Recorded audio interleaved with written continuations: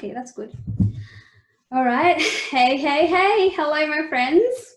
Welcome back to my channel.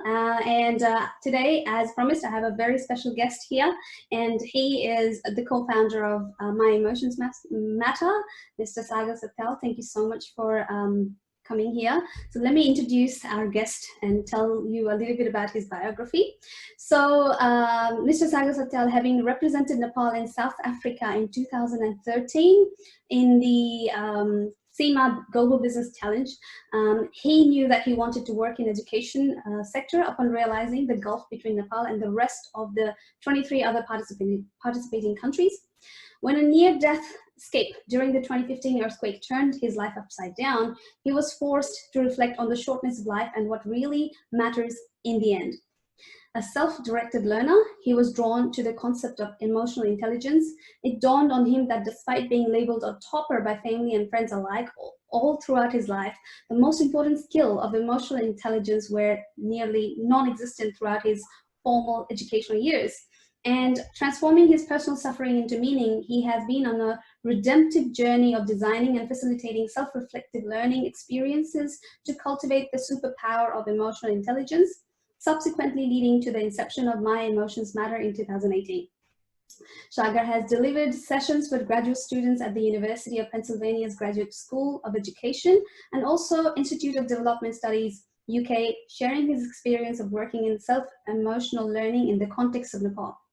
Sagar is deeply influenced and inspired by Stoic philosophy in self-management and work of Dr. Marshall B. Rosenberg, founder of Nonviolent Communication, in sustaining meaningful relationships. He has served as a columnist in the Himalayan Times Perspectives, a leading national newspaper in Nepal, and runs a blog at the mindfulnepali.com, where he shares ideas of living a simple yet meaningful life. Sagarji, thank you so much for coming into this show and allowing me to ask you some questions. Welcome. Thank you, Reshmaji. It's a pleasure to be here. And it did feel a little awkward listening to my own bio, but thank you for introducing me so humbly. And I really look forward to learning more about you and also maybe sharing a little bit of what I've experienced so far in this journey. Of course, of course. And you can ask me questions as well. So totally it'll be a two-way conversation. So don't just think that I'll be asking you all the questions. Yeah.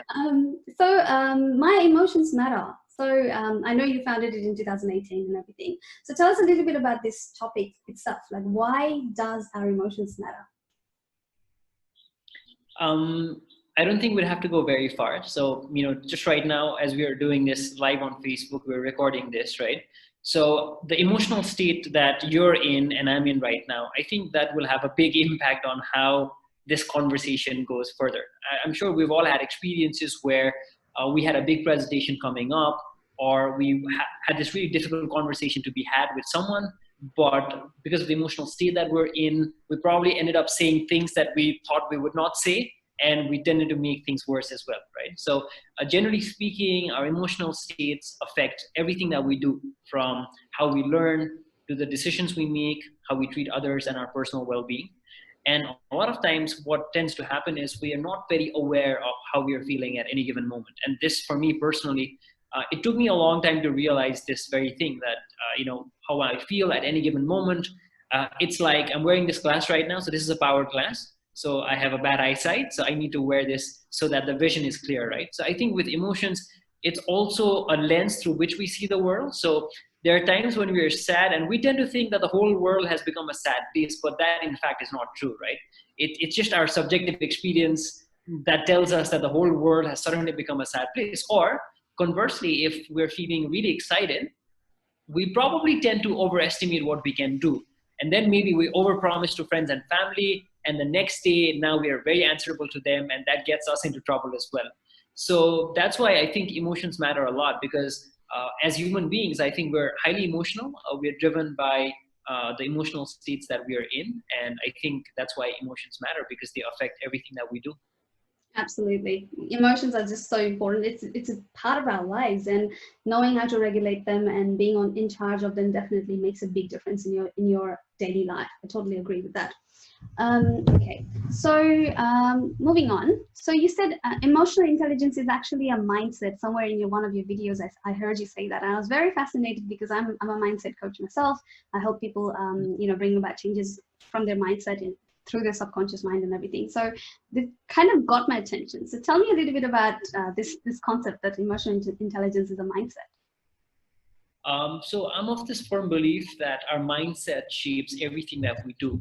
So a lot of times, when we think of change, of changing something, it's usually like, let's say I want to read a book, right? So the end result is I would want to have finished reading a book. And what we usually tend to do, if we want to read a book, would be, let's say, first thing is probably want to save a little bit of money to actually go and buy the book, and then I probably want to allocate certain time in the day to read the book. But as that goes on, as I finish the book, it's hard for me to maybe continue another book, because maybe then at the end of it, I don't really see the point of why I'm reading the book in the first place. But if we could like slightly tweak that and start with maybe asking myself, what sort of a person am I trying to become? If the answer to that is I'm trying to be a knowledgeable person, then I think, then what would a knowledgeable person do? Well, one of the things that a knowledgeable person would do would probably be to read a book. And then the outcome of having read a book is obviously that you finish that book, and then probably you move on to the next book, because that is just what knowledgeable people do, right? So if you make that a part of your identity, I think, in terms of approaching change from an outcome focus to rather in terms of your identity, I think that's much more sustainable. And because I believe that our mindset shapes our behavior, I think that has a big impact on how we approach our relationships as well. I want to give you another example, right? So let's say I have this fight with my partner, and if I go into that conversation believing that she's wrong, then all my behavior will be geared towards proving that she's wrong, right? So I probably will not maybe listen as much. I'll just do more of the talking. And if I feel like she's not listening, I'll probably raise my voice, and maybe I'm going to believe that if I just raise my voice, she'll listen to me. Whereas conversely, if I believe that, if my mindset is that probably my partner also is feeling certain emotions because certain of her needs are not met, and then probably my goal would be to try to figure out what is it that's affecting her. And I think subsequently that would also affect my behavior. Now I probably am more likely to listen to her, because now the mindset with which I'm approaching that very conversation is that just like I'm not happy with certain things she's done, I think she also has a side to her story, and then it's better that we explore both of our stories, right? So I think if we just compare these two examples, I think if we want to change the outcome of that conversation, where probably we want to move to a more peaceful dialogue and subsequently a really good outcome that's sustainable for both of us, I think the underlying mindset with which any behavior is exhibited by an individual, that makes a big impact. So with emotional intelligence, I like to term emotional intelligence very simply as being smart with our feelings, so that we can solve interpersonal relationships, right? So a lot of times what happens is I want my partner to be supportive, but instead of saying that I have this need to be supported and I'm feeling low, I might come across as I'm very angry with her, and I might lash out at her, subsequently making it impossible for her to support me. And what I don't really see is I'm actually contributing to the very problem that I'm complaining about. And then this I'm blinded to, right? So that's why I think the underlying mindset that I have my needs, and my partner, or not just my partner, people that I work with also have their needs. And if we are not really aware of each other's emotions and the underlying needs that are being met or unmet, then it's hard to cultivate sustainable relationships. So that's why I would say emotional intelligence is a mindset, because the whole idea being that just like I have my feelings and needs, the other person also has their feelings and needs, and unless we are on the same page and the same wavelength in terms of trying to understanding and expressing that, it's hard to sustain that relationship. So yeah, that's why I would say emotional intelligence is a mindset.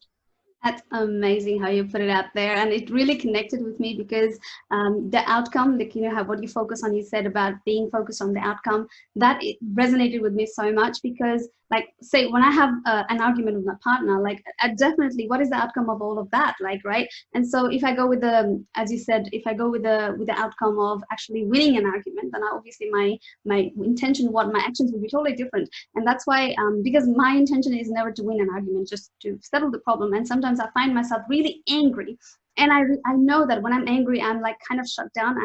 I would take anything as a as attack against me, because when you're like in a defensive mode, you're defending yourself no matter what, and you're not willing to listen. And I identify that in myself. I'm like, all right, I'm in this angry mode. I'm not willing to listen. So give me some space. Let's talk about it when I'm calmed down. That's what I do, and it works perfectly, because at that moment I'm really angry and I'm just wanting to spit out fire.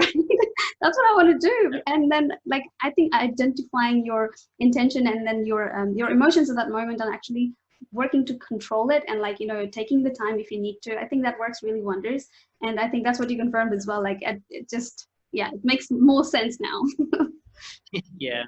And I just want to add on to whatever we discussed so far is the problem with emotions also is that, it's great, right? When we have emotions, I mean, it's signaling something about us. So if we are sad, that doesn't necessarily mean that it's a bad thing, right? One of the things that we keep on saying with our work at My Emotions Matter is learn to see emotions as data. So if you're sad, it's just a signal that maybe you need to connect with the ones you love. And if you're fearful about something, then let's say if I'm fearful about this conversation that we're having because it's streamed live on Facebook and maybe a lot of people are watching it, right? I think that bit of fear is just signaling to me that, I'm just trying to protect me from maybe humiliation, right? In a way. So in that sense, if I can just learn to lean into that emotion and see it positively, then probably that fear is telling me that this is going to go live on Facebook, right? So I might as well be prepared for this. And then I think that just makes me a little more serious, that amount of seriousness that is needed for this conversation to go well. So I think that can be healthy in that sense as well. But a lot of times what we do in the grip of an emotion, and we also call this emotional hijacking, is we hijack, right? So we can think about a plane being hijacked, right? If you knew that the plane that you were about to board on was to be hijacked, you would never get onto that plane in the first place. So the factor means that you might say, I want to be calm and I don't want to react to my emotions, but I would say, trying to control your emotions is like trying to tame a lion that you've kept as a pet. You might feel really good about having that lion at home and say that it's a friend to you, but at the end of the day, you know that the lion is always in control. The moment the lion snaps, you're gone, right? That's a risk that you're taking. So it's very hard to think rationally when you're in the grip of an emotion, and that's where I think a lot of our regrets also come about, because we say something really hurtful. So, going back to the example that I said earlier, right? I need support from my partner. I'm feeling slightly unloved. I'm questioning my own significance in the relationship, but it's really hard for me to express how I feel. It's really hard for me to say I'm feeling lonely because my need for love and my need for empathy and consideration is not met, right? And what we've been, I think what we've learned to do, to communicate, and we've picked this up because of the culture that we've been brought on, is instead of saying what we are feeling and needing, we've learned to communicate what's wrong with other people. And my experience as a human being has told me that whenever I say what's wrong with the other person, that is not likely to go down well. Now that's suddenly become a power struggle, right? We like to call this the 4 Ds of disconnection. So the first is diagnosis, right? Saying you're lazy. So instead of saying that I'm needing you to consider my need for maybe order because you've not cleaned your room, what I do is I say you're lazy. And that just like pokes on the other person's defensiveness. We deny our responsibility for our feelings. We say, you made me feel this way, right? Or you say, don't make me do that, or don't make me a bad person, right? We just deny the responsibility for our own thoughts, feelings, and actions. Another is demand. I don't think as human beings, we like being demanded things. We like to have our sense of autonomy. So when other people tell us, do this, do that, it just like, we have this urge from within to not to comply because we don't like being dictated around. And the final D, as we like to put it, is I said denial of responsibility, I said diagnosis, and the final one is deserve language, right? When we speak in terms of I deserve this, I deserve that, I think it just makes it very difficult for other people to give compassionately to us. So emotional intelligence, that's why I think it's about just recognizing which emotions you're feeling, and then just trying to be very mindful of how you're responding rather than reacting, and to really see if the way you're reacting is actually getting you closer or away from what you actually want from that situation. So Are your emotions hurting you or helping you? I think this is one question that we have to be very skilled at asking.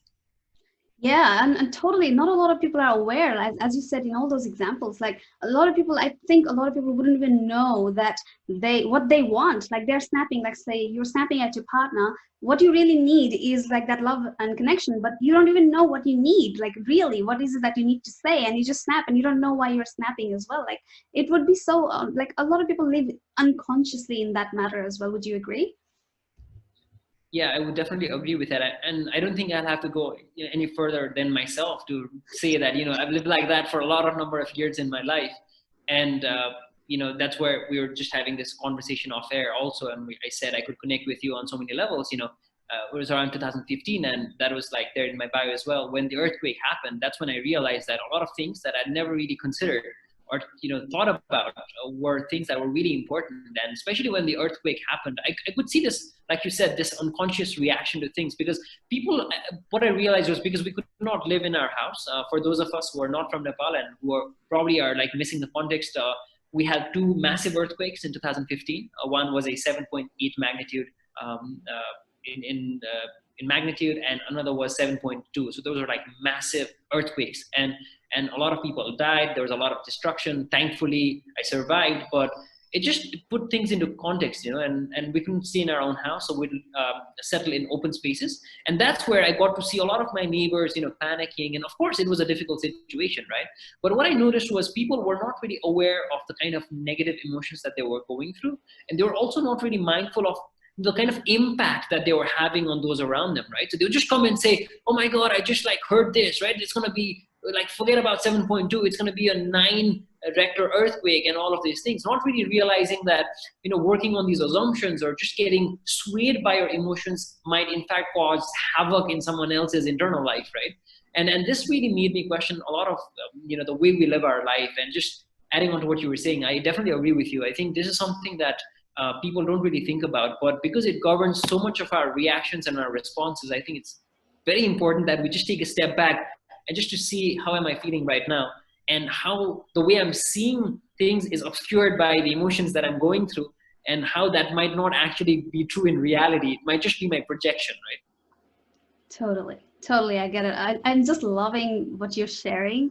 And yes, like especially in that panic mode, a lot of people would, yeah, like I think I would do the same, like because you're just so much in that situation that you cannot think out, and you need some kind of training or like openness to this concept. Like if someone, no one ever told you about emotional intelligence, and no one ever you never came across this concept that you can actually regulate your emotions.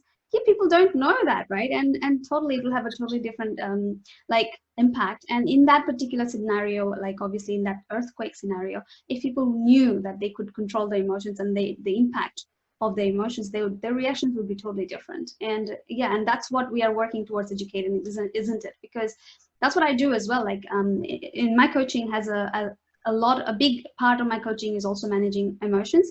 So I help people remove all the negative emotions from all of their past experiences with neurolinguistic programming, and also regulate their emotional home. Like a lot of people live, if you notice, they live in a negative emotion most of the times throughout the entire day, 24/7, right? And so shifting, if you just choose to shift from that consciously, from that negative emotions to positive emotions, your entire way of looking at life and your entire perspective changes. It's that powerful, isn't it? It's just a simple exercise, but just that awareness makes a big difference. Yeah, definitely. I definitely agree with whatever you've said. I think that shift is, again, like you said, when does that shift come about is a big question that I keep on asking myself and my team. So, even yesterday I was talking to one of my colleagues, and we were just talking about how the same earthquake experience, I mean, everyone went through that experience, right? But not everyone took that as an opportunity to reflect and really to see what they really wanted to do with their life. And I keep seeing your posts as well, because we're friends on Facebook as well. You talk about how you've been trying to help your clients live more intentionally, and then just maybe to see the events that they've unfolded in their life. And, things are just, and, in my bio as well, you talked about how I'm influenced by the Stoics, right? So the Stoics in ancient Greek, the whole idea of Stoicism is, in life, events are just events. The earthquake in itself is a very objective event, right? But the way we perceive the same earthquake, that is what makes a fundamental difference. And the way we perceive our reality often, translates into either positive or negative emotions that we're experiencing. So yeah, just a simple example is, as we're talking, if one of our internet freezes, then the other person, it's going to be pretty awkward for the other person just to stare at a blank screen, right? But and for the one whose internet just has gone off, they might be in a state of panic, and that just like create a lot of havoc. But I think a part of emotional intelligence is also recognizing what might in fact happen to you as you're progressing on certain things. So we just had this quick conversation about what might happen if that were to happen as we are live, right? So then that just gives you a little bit of calmness maybe to deal with the situation. And then you can say, okay, that's not so bad. I mean, just, yes, ideally that would not have happened, but this is life, right? This is technology, and we're in different spaces, and we're doing this across different time zones. That's okay. I can take a couple of minutes to come back and take a deep breath, and then maybe I can resume the conversation again. So these kind of things happen, but I think the same event in life, how you're viewing it, I think that makes a lot of difference. And like you said earlier as well, we don't necessarily think about these things. We tend to go about our life in autopilot mode. It's just like one thing after another, and we don't really think about these things. But I personally have found that, just taking that step back really adds to a lot of colors in life, and just makes life more wonderful generally. Because let's face it, life is hard, and as it is hard, right? So you need a little bit of effort to really put things into perspective. And for me personally, emotional intelligence has been a big part of making that shift. Awesome. Thank you so much for sharing that.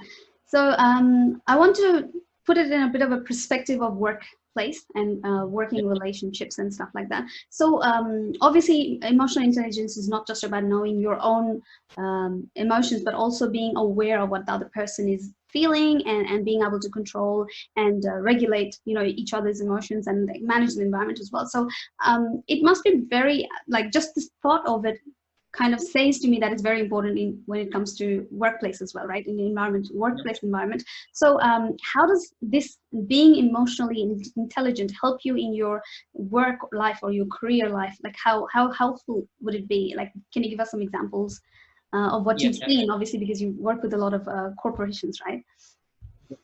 Yeah, sure. Thank you. It's really important because the World Economic Forum itself says emotional intelligence is the 6th most desired skills by employers by the end of 2020. So that itself is after a lot of research by the World Economic Forum. But a very simple example is we started this meeting at 3:25 Nepali time, and I had 2 colleagues with me who were here in the same room, right?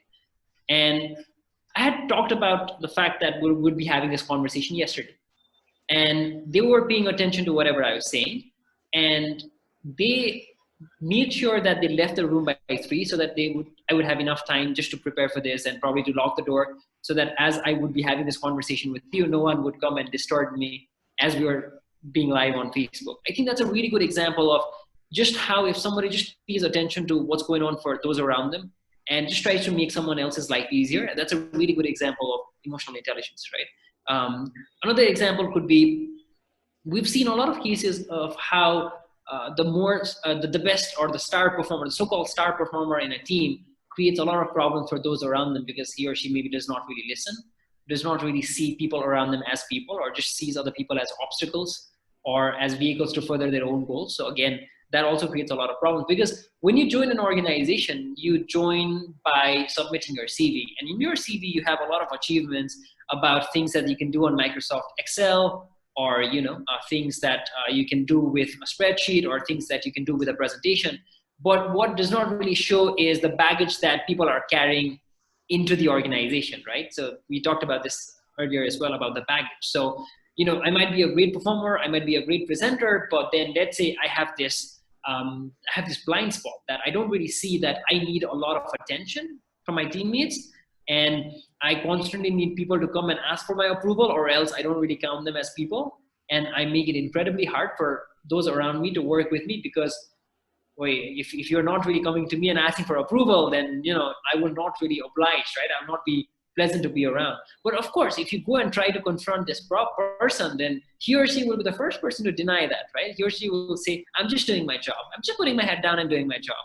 But in the modern workplace, it's not as if, Reshma ji and I, if we're working in a team, I think gone are the days where Reshma ji finishes her part of the job and then gives me my part of the job, and I finish that and the project is completed. We work simultaneously, right? So we are working on the same Google Drive document. So you're typing from your screen, I'm typing from my screen. And if I don't have the ability to really see that you also have your needs and you have your objectives and you have your challenges, and you've come to the team with all these things in mind, and if you don't also see that I have all my own needs and objectives and challenges, and if we don't align that together toward the larger organizational vision, I think it becomes really difficult. And I think one of the fundamental challenges that My Emotions Matter helps organizations is also to tackle the problem of self-deception. So self-deception, we define that as a problem of simply not knowing or even resisting the idea that I have a problem, right? So a lot of times what happens is I create problems for other people, but then what I say is, no, that's just Reshma's fault, right? She's just not seeing it. I'm doing my job. She has to be more mindful, or she has to be more emotionally intelligent. And we go over to Reshma ji and she would say the same thing. It's the problem is with Sagar. Like, he has to be more emotionally intelligent. Oh, My Emotions Matter is coming for for a training. Send Sagar there. I don't need it. I'm all emotionally intelligent, right? So this is something that we see happen a lot. And you can like just predict what happens then. The end result is there's a high level of miscommunication, there's high level of conflict, there's low trust, and finally there's low accountability. And you can just imagine an organization where there's a lot of miscommunication, there's conflict, there's low trust, and there's low accountability. That organization is not going anywhere because everyone is just focused on themselves. And you might be really well intentioned, but if you come to an organization thinking that I'm just doing my work, right? I'm just putting in a lot of effort, I'm just doing hard work, although you're very well intentioned, I think that's still having a negative impact on those around you, because you alone cannot attain the organization's vision. And you have to take your impact on those around you into consideration. And this is something that we find not a lot of people thinking about. And this is one of the central challenges that we help organizations with in Nepal, is how do you create that culture of emotional intelligence where each individual is thinking about the impact that they're having on those around them. And as a result, collectively, you're going towards the same place, toward a positive direction. So yeah, and that's why I would say emotional intelligence is very, very important in the workplace. Awesome. I'm just honestly blown away by like whatever you're saying, like, because it's not like the terms are not new, but then how you put together and the perspective and how you contextualize the examples that you've given me, I'm just loving it. So I'm just silent. I'm just listening. Okay. So moving on to another topic. So because I work with a lot of people one-on-one, helping them build their self-confidence and self-worth and stuff. And a lot of people have very low self-confidence and self-worth. So how is emotional intelligence helpful for them to build their self-confidence? Does it have any impact? Or if it does, then how does it? And if not, is there any other way that we can connect emotional intelligence with self-confidence? How does it work, in your opinion? Yeah. I think there's definitely a connection.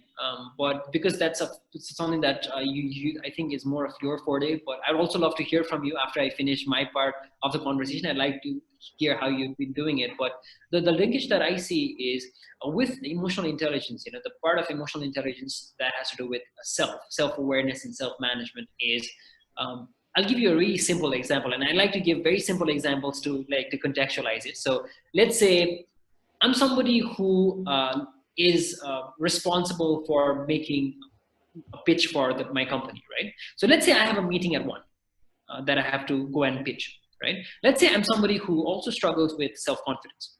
Now, how emotional intelligence would help would be, firstly, I'm aware that I'm somebody who is really fearful when it comes to speaking in front of prospective clients, right? This is just an example, right? So this is something that I've just made up. So what I also know about myself is I use a MacBook, and the problem with a MacBook is it lets you make amazing slides, but a lot of people don't use a MacBook. Like the standard, the usage is that of a Windows laptop, right? So if I know this about this generally, so what happens is I brought this example of the MacBook is because with a MacBook, you also need a converter, right? So when you go to your client to present, the HDMI cable or the VGA cable that you need is separate for a MacBook than it is for a Windows computer or laptop. Now, to go to that place and to configure everything and to start the presentation on time, if I'm self-aware, what I would know is, one, I like self-confidence. So if I'm in a rush to get everything sorted out at the last minute, it's going to diminish my confidence even more. Because by the time the investors show up or the clients show up, if I don't have everything figured out, then it's going to make me even more panicky. So because I have this self-awareness about myself, what I do is I make sure that I reach the venue at least 30 minutes early. Now, when I reach the venue 30 minutes early, what I can do is I can carry my own converter and try to make sure that my MacBook is compatible with the projector that they have. Or in the worst case scenario, and there's this something called Murphy's Law, which says that anything that can go wrong will go wrong.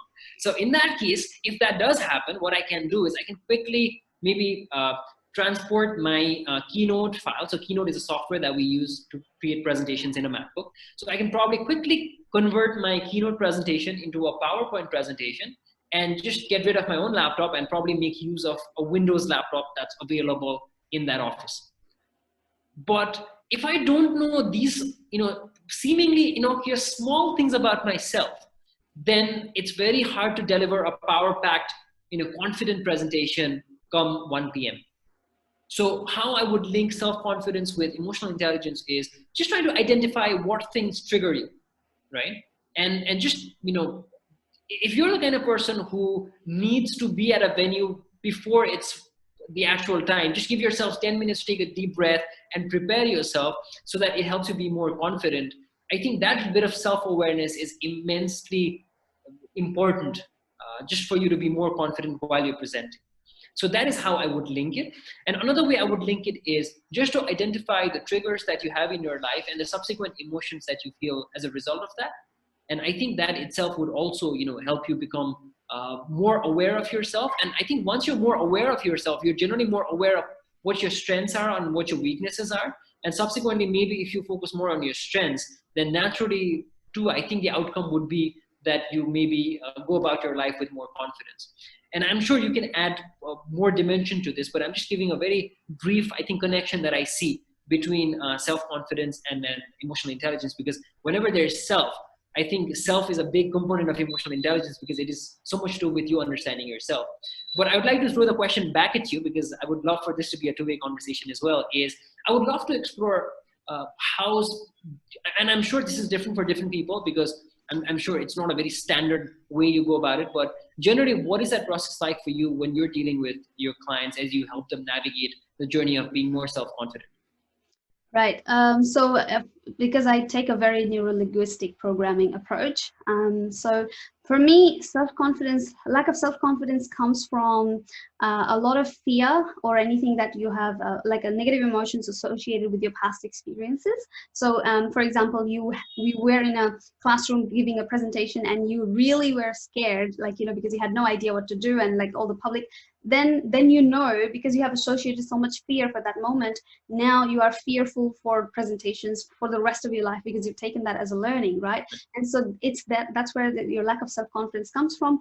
Or it is a limiting belief that you've adopted out of your past experiences. In the same scenario, you tried to say something, but you thought that you actually really were terrible with your presentation. You could not convey the message properly, and so you adopt this belief that I'm not good enough in this particular in presentation, and that's what chips away your self-confidence. So either it's belief or values, beliefs and emotions combined. They have a big impact in your self-confidence based on your past experiences, right? And so what I do is change that belief, identify where that belief is coming from, change that belief, and also remove that negative emotion from the past experiences so that they do not have any reference. Because you see, I take this approach from Tony Robbins, like any belief is like a tabletop. So that is a belief, and there's always references that support the table. The more references, the stronger the table is, right?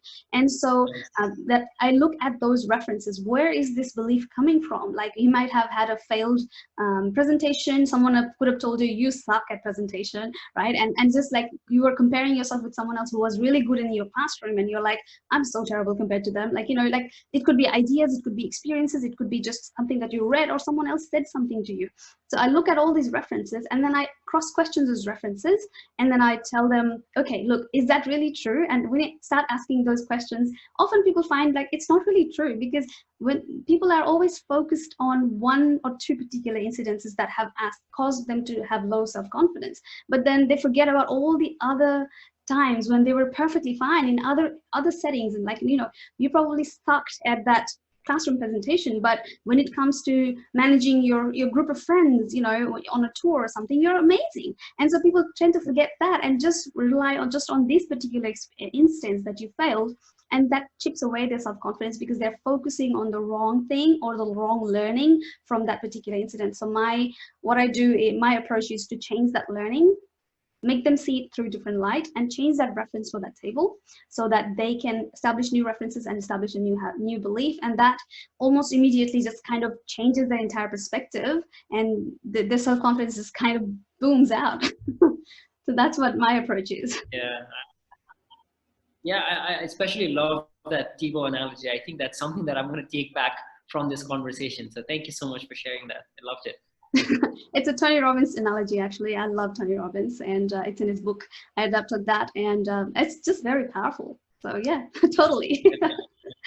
Shall I go with one more question? Yeah, sure. So I heard, I know we talked about this as well, but you said something about blindness paradox. It was very interesting for me. So can you please elaborate on this particular topic? Yeah, we did talk a little bit about it, but still, I'll just go ahead regardless. Blindness paradox is the whole idea of self-deception. So we see self-deception as being the opposite of being self-aware, right? So when you're self-aware, you know what sort of thoughts you're having, what behaviors you're showing, and the end results that you're having, and how you might be impacting the same things, right? But with a blindness paradox, it's like you're not really aware of the impact that you're having on yourself and those around you. And what you tend to do is you tend to blame other people or victimize yourself. But what really is happening is it's just happening because you're getting in your own way. So an example of this could be, so I work with a colleague, so I'm her supervisor, right? So I like to make this instantaneous example. So I'll just make one up right now. So what might happen is we all have to go remote, right? And we do not really have enough time to do that. And I'm pretty sure even if we had enough time, I think we still would not get used to it because this was all very new to us, right? So we all shifted remotely. And let's say I see clearly that one of my colleagues is suffering. She is clearly struggling because she's not used to it at all, right? Now, what happens is, like, let's say she's supposed to hand me over something over a deadline and I'm answerable to a client. Now, because she didn't hand over the document to me, let's say by 5 p.m. deadline, and now the client is on my back, the client is asking me what's going on, and I'm answerable, right? So obviously I go through a lot of these unpleasant emotions because obviously my need for maybe certainty or my need for her to meet the deadline was not met, obviously, right? Now, instead of reaching out to my colleague and to really check in on her and to see what might have led her to not meet the deadline, and to see if I could help her navigate this tricky situation that all of us find ourselves in, and to prevent a future event like this happening again, I might as well just reach out to her, right? But instead of reaching out to her, again, my negative emotions and my mindset is as such that I'm so self-focused. We like to call this the inward mindset as well. I'm so self-focused that now I make everything about me, and I see my colleague as an obstacle. And what I say is, if she's having a problem, she should have reached out to me, right? And so what I do is I refrain from helping her out. And as a result, now my colleague is clearly struggling. Now in her eyes, the way she looks at me is, Sagar is clearly not helpful. He's complaining all the time. And now because of my mindset, the way I'm around her is, again, you can imagine, very unpleasant. So that repels her from me. And now what I say is, look at her, right? Even it's a couple of days again now, and now she's still not approaching me. She's never going to learn her lesson this day, right? If you just look at this whole situation, if you just detach yourself from the situation and zoom out, you will see that I am contributing to the very problem that I'm complaining about. But if you come and try to tell me this, if you just say, and if you rest my, if you just come and say, Sagarji, I think you're actually contributing to the problem, I'd be like, what the hell, right? Like, are you crazy? The problem is clearly with my colleague, and I'm like blinded to this. So this is the whole idea of the blindness paradox, is you are the cause of a problem, but you don't really see it. So instead of looking within and then trying to rectify the error, what you try to do is you try to look around for justifications that support your view that the problem is in fact with someone else. And I think this is one of the major causes of problems in our interpersonal relationships.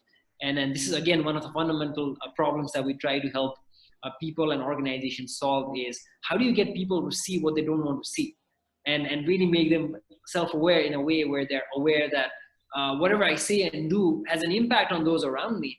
And subsequently, I'm either inviting other people to be cooperative with me, or I'm in fact repelling them from me.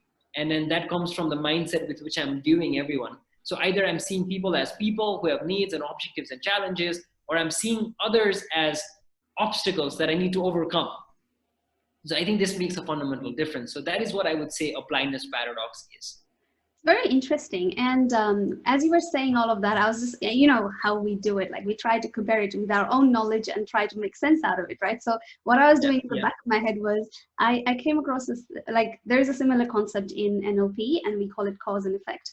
And so being at effect is like actually being at that blindness paradox. So pretty much you're blaming on someone else and not willing to say what is, you're not taking responsibility for your side pretty much. And then like when you are at cause, you're taking responsibility. And in that situation, someone who takes full responsibility, who's at cause, would actually look at how could I have done better to make that person meet their deadline, right? But most of the people who live in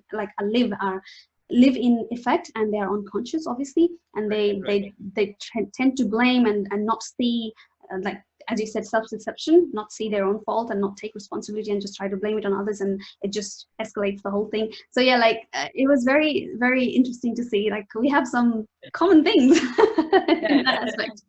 As you were saying that, you know, I think that's the beauty of it as well, right? We try to then try to funnel it and see it from our worldview as well, and with the terms that we are using. So I think at the end of the day, the way I also relate with you and the work that you're doing, because I also go through the videos that you share and the testimonials that you're sharing, is I think at the end of the day, you and I and all other people who work along these domains, I think there's a big overlap. And I think what really gives us meaning and purpose is just enabling people, I think, to have better relationships, primarily with themselves and those around them, whether that be at home or at work. And I think because relationships are such a fundamental part of our existence, and you know, we tend to, you know, say, you know, I wish I could do away with this person and all of that, but I think that's not really a solution, because at the end of the day, we need other people to survive. We're social beings. And so, you know, I think what we're trying to do is just to help people understand their own self-limiting beliefs and become more self-aware, so that, you know, at the end of the day, instead of like blaming others or victimizing themselves or changing one relationship after the other. Now, I jokingly say this, you know, how many relationships do you change or partners do you change before you realize that there was something common between all of them, right? There was something common in between all of your failed relationships, and that common denominator was you, right? So I think that's where what we're trying to do, and I think that's how we connected as well. And I think that is what gives both of us immense meaning. You know, I think just to help people or enable people to just get out of their own way. I think that would be the most apt way to put it. Just enabling people to get out of their own way and enjoy more of life and relationships in general, and just live a more meaningful existence. Totally. And it's such a humbling work, like to see the people transform themselves and actually become more self-aware, and like, you know, just that little bit of self-awareness creates a massive change in their life and lifts so much pain away from them. And it's just humbling for me. Like it's just like I'm living my purpose. That's how it feels. I'm pretty sure you feel that way as well when you see that changes in people, right? Yeah. Well, that was really a really great conversation. I think I don't want to ask you any more questions. If you have any questions for me, you're welcome to ask me. If not, I'll just I usually ask this one question in all of my meetings and with all of my clients as well. So and then the reason I ask this question, I just want to give a brief context to this, is I believe that conversations have the power to change the world. And when I say the world, I don't mean it in a very, you know, big sense, but what I say is, I think my way of changing the world is this conversation, right? So I think this conversation, the things that you've shared today, the things that I've shared today, I think just changes us in small, subtle ways that maybe it's hard to tell right off the bat, as in when it happens. But I think something in us just changes after each conversation. And I like to believe that, you know, the words that you put out, the things that you say in a conversation have the capacity to either make someone else's world better or worse. And I think that's where I think you have to be very mindful with the things that you say and the actions and the speech that you bring forth. So my question to you is, we've been talking for around like 45 minutes. So 43 minutes to be precise. So my question to you would be, from everything that we've answered today, what is that one takeaway for you? And I'll answer this myself as well. So one takeaway. So this could be a thought that you're taking back, a question, or something I said, or something you yourself could have said. So I know I'm making it very narrow, but just one thing that if you could take back from today, what would it be from our conversation? Blindness Paradox, to be honest. That was very interesting for me, and like how people are unconscious, and that how we tend to not take the responsibility and just you know put it on someone else and make it worse for ourselves. That would be my main. And the second main one was the relationship. Like when you talked about, I want something and I'm not even aware of what I want, and then like I actually like show it in a different way, and the other person make it even harder for that person to give what I really need. Like like you said, I need connection and love, I need your caring, but then I snap at them, and then they don't even know how to deal with that, and it just makes the situation a whole lot worse. So that was the key takeaway for me. Okay. I'm also taking back two things. One is, I think this connection that we've developed over the few weeks that we've been friends, primarily first on Facebook, and this conversation, I just feel a lot more connected with you now, with knowing your side of the story as well, and learning things from you and also sharing. So I'm really hoping that we'll continue talking and just having this friendship going on. That's one. Another, from whatever you shared, would be the analogy of the table that you shared. Something that you picked up from Tony Robbins is, and this is a question that I'm taking back with me, is a few core beliefs of mine, which I hold very dearly. I would also, not just in a negative sense, but also my core beliefs that I feel are very fundamental and positive in the way I regard myself and the way I view the world. Where has that come from, right? So even if negative beliefs also have some standing on which the table is placed, I think positive beliefs also have, in certain examples are there that support that belief. So what are those supporting beliefs that hold the larger belief together is something that I'm taking back. I love that analogy. So thank you so much for sharing that. Oh, you're welcome. I'm glad that I could contribute something to you as well. I didn't think it was going to happen, but yeah, I'm just glad. All right, then. Thank you so much for watching. I'll terminate this live. So guys, thank you so much for watching. And if you have any questions, just put it on the comments, and myself, or Sagar will be definitely answering them as well. And if you want us again back, just let us know, and I'll definitely try and get hold of Mr. Sagar again. Until next time, you guys have a lovely, lovely time. Thank you so much for listening to us and watching us and all your support. Thank you. Bye-bye. Thank you.